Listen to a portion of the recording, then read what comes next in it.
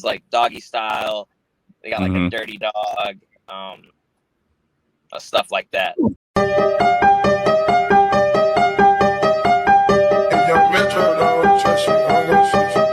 I came in with my ex like Selena, the flex, bumping Justin Bieber, the fever ain't left. She know what she need, or she blessed, giving my best. Yeah, I got my heart on my sleeve with a knife in my back. What's with that? 21, I love Hey everybody, welcome to Conflict Radio. This is Sam Promenade, or Sam the Panda, however you like to recognize me as. But today I have a real special guest today.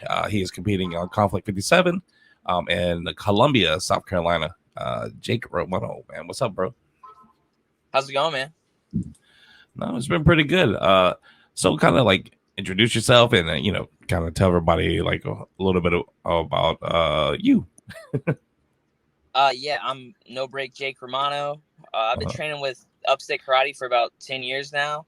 Yeah, I had a pretty long amateur career, but last year finally decided to go pro, and I'm 3-0. I'm going up against Colin Godbout. He's 2-0, yeah. so we're looking forward to a pretty exciting fight.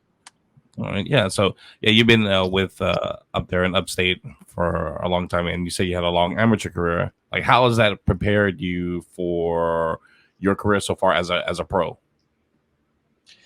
I mean, I don't know. Like when I was an amateur, I was like kind of doing stuff wrong, and even still, you always make mistakes. But yeah, I was able to kind of like make those mistakes, correct them, and find out what works for me. And I feel like a lot of guys kind of rush that jump to go pro, and then they end up with a bunch of losses on their record.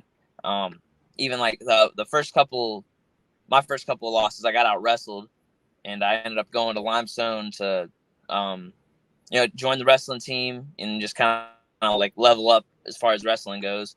And then I came back and I lost 2 right after that, but they were amateurs, so yeah, doesn't really it's okay. Not yeah, a huge deal.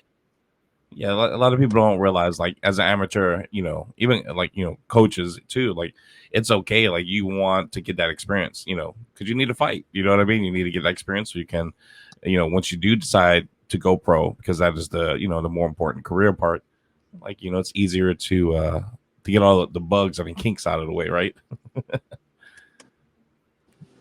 Yeah. No, and a lot of people like rush because they want to be like a paid fighter and everything. But even my first pro fight, I got $500, which for one night, like, that's great. But I mean, I fought 3 times last year, so $500 for 4 months, it's really not that great. So I don't know what the big rush is for everybody.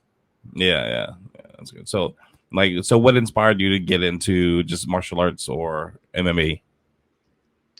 Yeah, I wrestled through school, and that was a big focus in my life. I ended up getting 3rd in state, which it was South Carolina. We don't have the best wrestling, but I didn't really know what to do after that. So I joined the MMA gym, and my hometown just happened to be the same as Stephen Thompson. So I got over there with those guys, and even they were a little more expensive.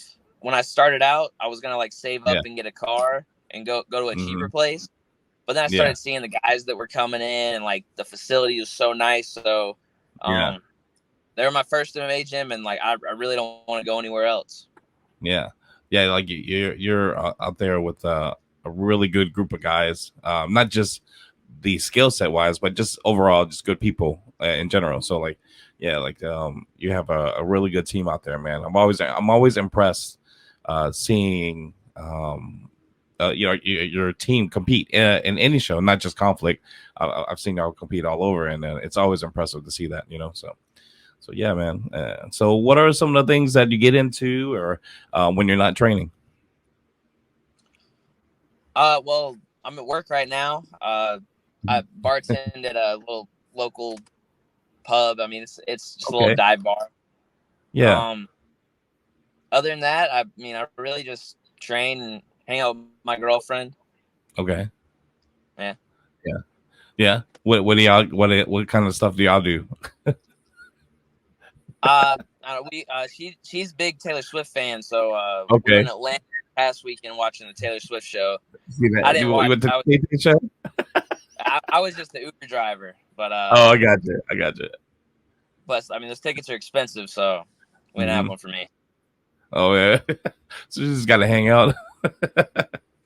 No, I mean it was good. Her brothers were there. We kind of Uh, hung out in Atlanta. They got a lot of cool new stuff. I mean, we used to, when I was little, my parents took us to Atlanta a lot, but they've okay. been doing a lot of construction. They built this and I don't know, it's got a bunch of cool stuff on it. Yeah.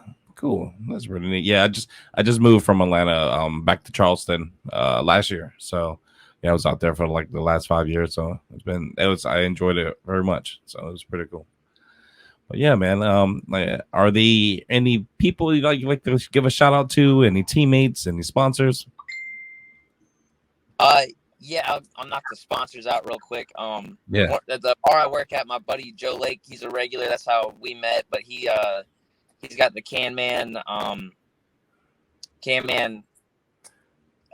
I, the Can Man custom gun containers, which is pretty Okay. cool. He takes like a military ammo box, like ammo container, and makes Uh-huh. a holster for your gun and stuff. It's pretty cool. Okay. Well, I'm also sponsored by Big Brother Big Sister the Upstate. My buddy Paul Dorsch, he's the vice chairman up there, vice president. He's a chairman and the vice president, but they're just a good organization. They try to help kids in the community out, get them kids that are just less fortunate, take care of them, mentor them, and try to make them into great citizens. And I know the guy he's taking care of, he brought him in here the other day, and he seems like a real good kid. I'm also sponsored by the Huffman Law Firm out of Georgia. That's my cousin. Okay. I really appreciate him. And and my brother's hot dog truck company. He's Doggy Style hot dogs. Doggy Style hot dogs. All right. Yeah. Doggy Style hot. Yeah, they do. They got a bunch of hot dogs. They grill them all. They're all really good. But they their thing is they just load them up with all these toppings. And then they got the funny puns like Doggy Style. They got like a dirty dog, stuff like that. Yeah, man, that's pretty neat. So I was gonna kind of share this and the tin cans to make the gun cases. You can see it. Yeah, that might be his. The Can Man. Okay, yeah. So yeah, everybody's watching. They can see that this is one of his sponsors here, right? Yeah, check his stuff. Got cool stuff. Might not be for you, but no, it looks pretty cool. I like it. Yeah, being ex-military myself, so it's pretty neat. But man, Jacob, I think you taking the time and chat with me for a little bit, man.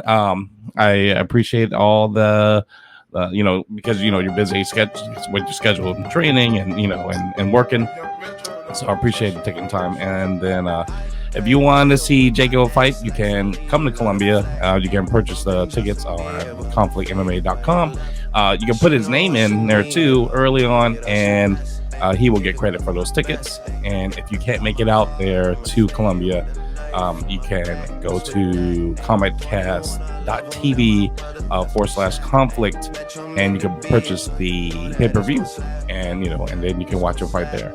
And man, and good luck to you, man. Keep training, and I will see you there in Columbia, man. Sounds good, man. I'll see you there. It's like 3 weeks away, so yeah, no, it's not that far away.